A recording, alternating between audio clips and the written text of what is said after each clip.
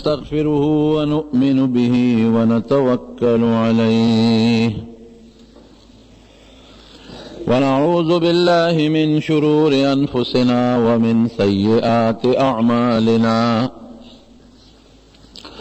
من يهده الله فلا مضل له ومن يضلله فلا هادي له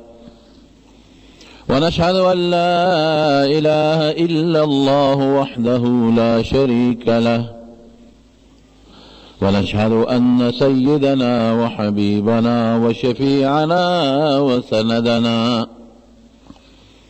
وسندنا ورحمتنا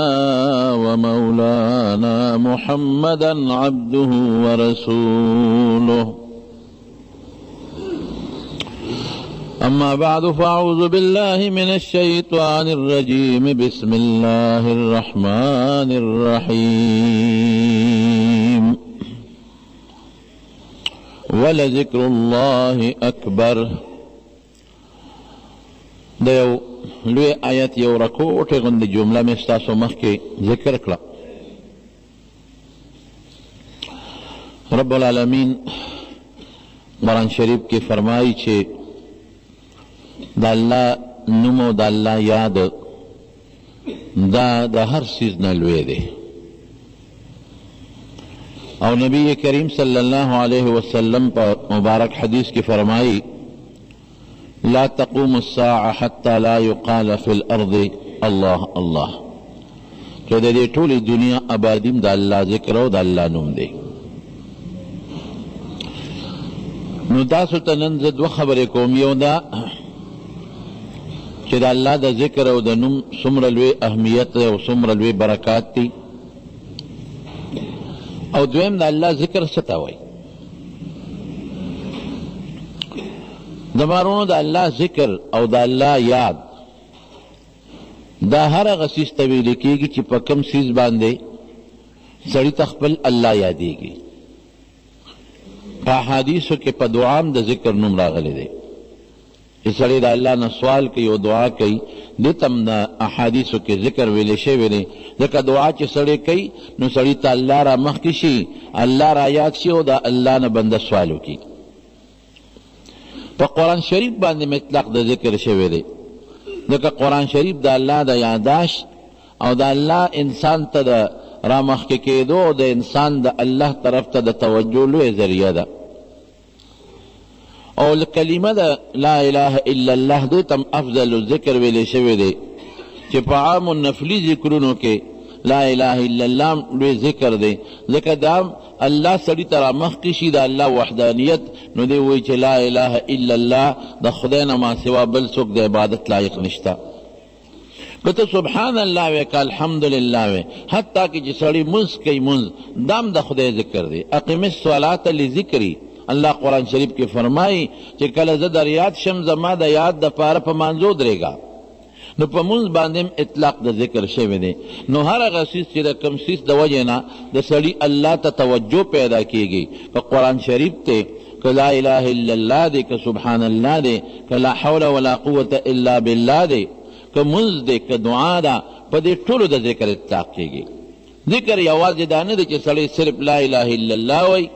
یا صرف د الله نوم اخلي الله وایي دې پورې ذکر مختص دی دا هم ذکر دی بهترین ذکر دی خو هر هغه څیز چې د کوم څیز په ذریعه باندې ستا الله ته توجه پیدا شي او ستا په زړه کې د خدای پاک سره تعلق جوړ شي بس هغې ته ذکر ویل کېږي د دې ذکر فضیلت څه دی نبی کریم صلی الله علیه وسلم فرمائی و یو ځای کې بندگان راجمع شي او الله یادوي ګوره ما درته مخکې ووې په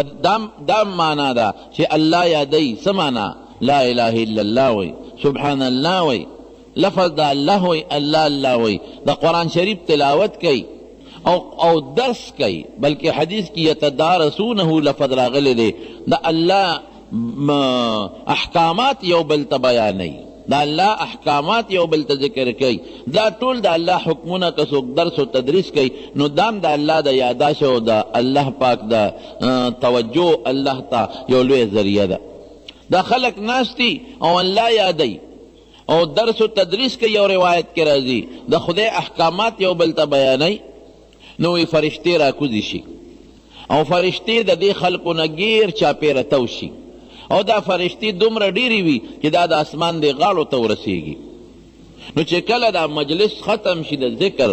نو الله د دې فرشتو نه تپوس کوي. الله خبردار دی، حدیث کې راځي نبی علیہ السلام فرمایي، خو دې کې د الله یو حکمت او فلسفه ده. نو الله د دې فرشتو نه تپوس وکړي تاسو چېرته تللی وی؟ او دا فرشتې یو بل راغواړي. ګورې حدیث کې هم دقسې راځي چې د الله ذکر کېږي د فرشتو مخصوصې طبقې دي. بعضې فرشتې د انسان په حفاظت باندې مقرر دي، د انسان حفاظت کوي. بعضې فرشتې د انسان اعمال لیکي، کرام الکاتبین، یو ښي طرف ته یو ګس طرف ته ناست ته زموږ نیکۍ او بدۍ او ګناهونه او نیکۍ لیکي.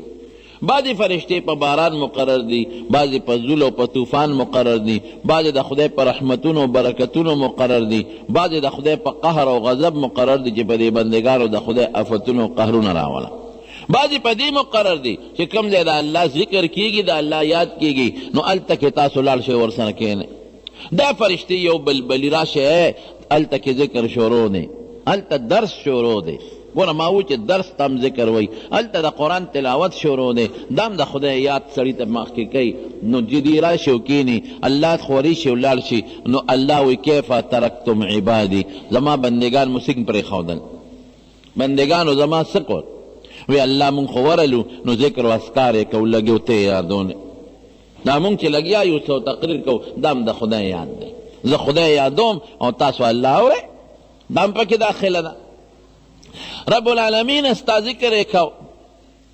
ښه الله ته بیا تپوس کوي غوښتلې څه؟ وی الله ستا جنت یې غوښته. اکثر چې سړی د عبادت نه فارغ شي، د ذکر نه، د درس و تدریس نه، تقریر وعظ نه، نو بیا د خدای نه جنت غواړي.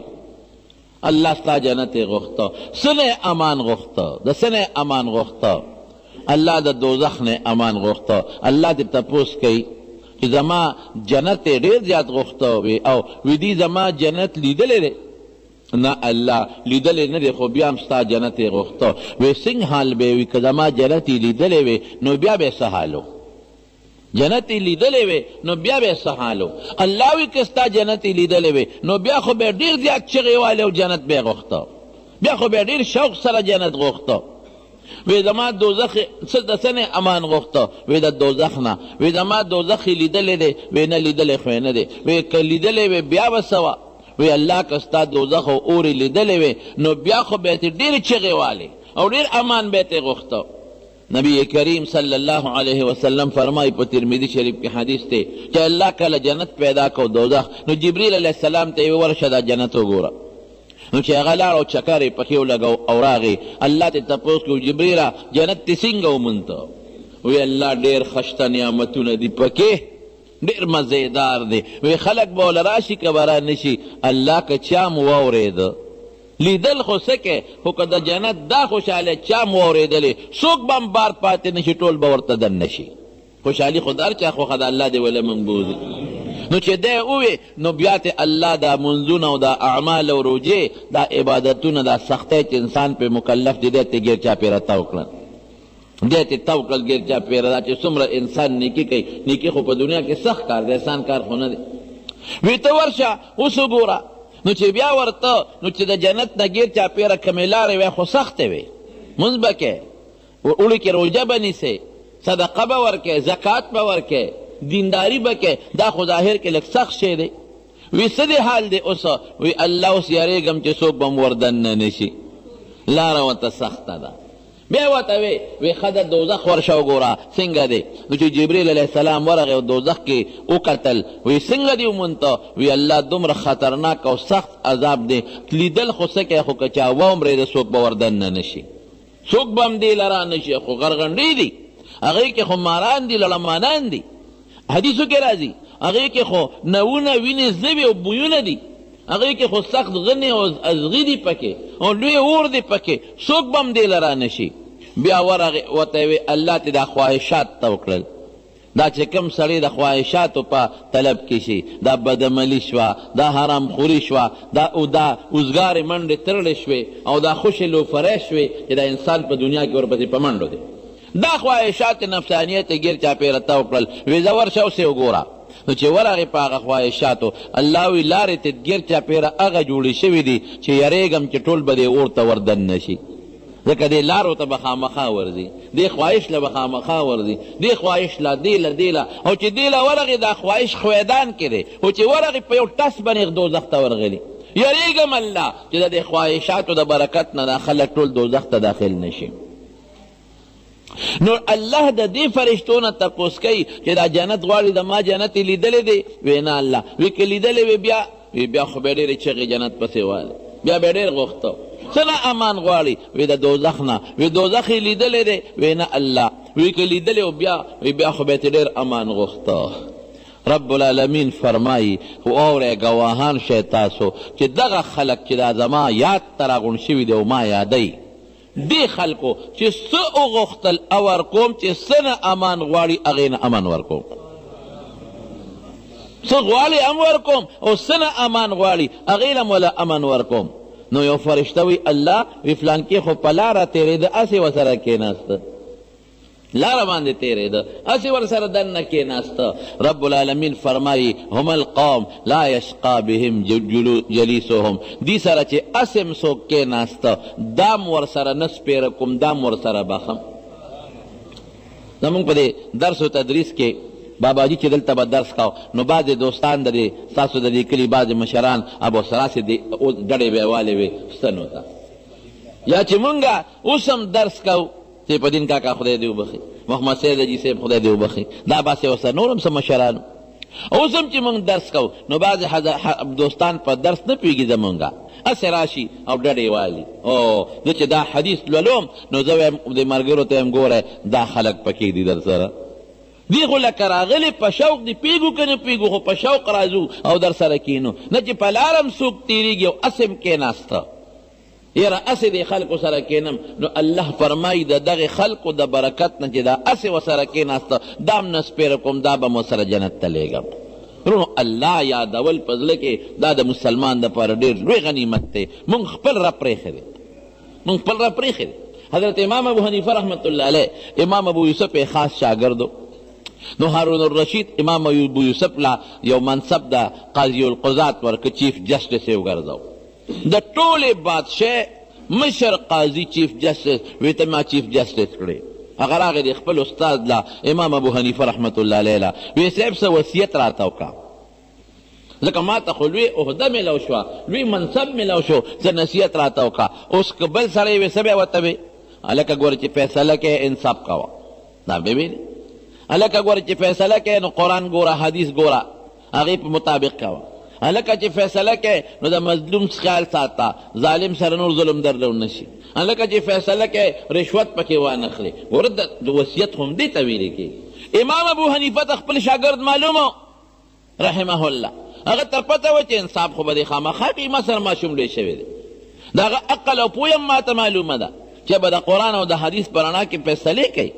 اما ته معلوم دی چې هغه به د ظالم مرسته نه کوي د مظلوم سره پوره همکاري به کوي نو دغه وصیتونه یې ورته ونه کړل ورته وایي ابو یوسف یعقوب یې نوم وی ابو یوسف یعقوب چې کلم تاله فیصلې والا راشي او درته کینی او یا یو مجلس کې ناست دی نو شونډې د خدای په ذکر لقوه د خدای ذکر کوه هلکه عجیبه فلسفه ورته وښوله چې خلک راشي او هلکه زمونږ قاضي صاحب ګوره فیصلې ته ناست دی بیا هم خدای یادوي د خدای ذکر کوي زمونږ قاضي صاحب دلته ناست دی د مدعي خبرې اوري او د مدعی خبرې اوري هغې ته متوجه دی او بیا هم خدای یادوي یاره د خدای دا ذکر ډېر لوی اهمیت لري نو ستا نه به نور خلک چل زده کړي او د خدای ذکر به شروع کړي د خدای نوم او د خدای ذکر دا جناب ډېر لوی برکتي شی دی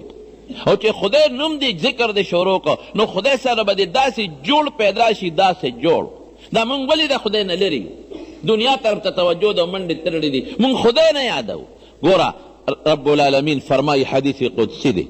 حدیث قدسی هغې ته وایي چې نبی علیه السلام د الله نه نقل کوي حضور پاک فرمایي چې الله فرمایي ای بني آدمه ما یاد که زه به دې یاد کم که ما په زړه کې یادی پټ زه به دې پټ یادوم او که ما په ډله کې یادی نو زه به ته د انسان ډله کې ما یادی زه به تا په بهترینه ډله کې یاد کم چې هغه د فرشتو ډله ده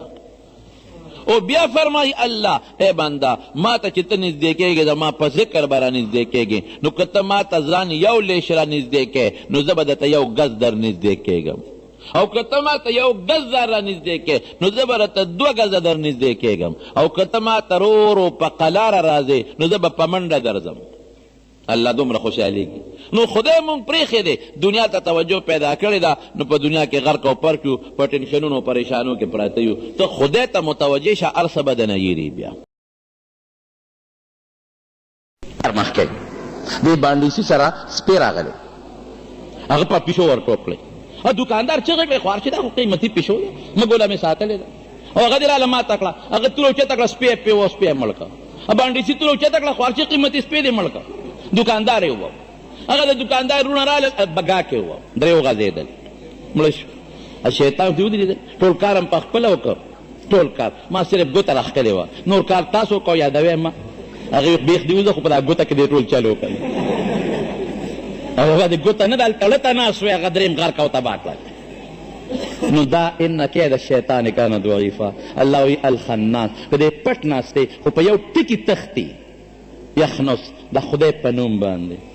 حدیث کې راځي نبی علیہ السلام فرمایي چې کله شی بانګ وویل شي نو شیطان تختی او ټیزونه اچوي له دراتون بانګ دومره یریږي او چې کله اقامت شروع شي نو بیا تختی ټیزونه اچوي خو چې په مانځو درېږي نو بیا راشي نو دې زړه ته کښېني نو چې سلام وګرځی زه نه ویم حضور پاک فرمایي نو بیا راته پته نه چې 3 مې وکړل او که 4 مې وکړل هلکه ما څو رکعاته وکړل زمونږ په کلي کې په علاقه کې یو خان و هغه به ډرایور ته وی پلان کې زما اودس شته او که نشته هغه به دې مونږ نه څه خبر علم خو په خپل نفس حضوري دی ته پیچه اودس دې پیچه هلکه ما څو رکعاته وکړل موږ ته نه څه خبر یو دا شیطان و حتی یخطر زړه کې بیا القا چې نو مانځه نه فارغ شي لا یدري پته نه لګي چې څو رکعاته مونږ نه کړی قربان شم د ښکلي پیغمبرم الذي يوسوس في صدور الناس پر سینونه مراد زړونو کې وسوسې چې من الجنة والناس او 2 ډلې دي ګوره یو د پیري د ذات نه دا شیطان والجان خلقناه من قبل من نار السموم او یو من الناس د انساني شیطان دی 2 ډلې انساني دی او دا انسانی به بالاختصار ویم نبی علیہ السلام فرمائی من کان ذا وجهین فی الدنیا کان له یوم القیامت لسان من نار چې څوک په دنیا کې دا شیطانی 2 پړیقی یو ته یو سوی بل ته بل سوی قیامت پر ورځ به په خوله کې دا اور جبه تاویږي راتاویږي لا يدخل الجنة قطات انماما بالاختصار مې 2 صورتونو مختصره غوندې ترجمه درته وکړه مې چې د عام دوستان پې پیش شي طالبانو خبرې مې درته قصدن پرېښودلې خو اخري کې درته یو نقطه کې ویم ادا چې دا ترجمه مولانا محمد نعیم صاحب ختم کړه دا بیا شروع کې ښه ټول ملګري پکې شوق سره کښېنئ او 3 فایدې یې دي فایدې یې ډېرې دي خو 3 غټې درته ویم د ترجمې یو فایده خو دا ده چې د دین د ډېرو احکاماتو نه به خبر شي نه ګوره لفظي ترجمه باندې که پوه نه شي هغه لفظي ترجمه او د هغې پوره تفسیر له علوم پکار دي په هغې هر سړی نه پوهېږي خو څه فایده به حاصله شي د پیغمبرانو واقعیت به واورئ د قیامت د حالاتو نه به خبر شي د دین احکامات به خبر شي یو فایده ده دویمه فایده څه ده یو حدیث صاحب د مرقات نقل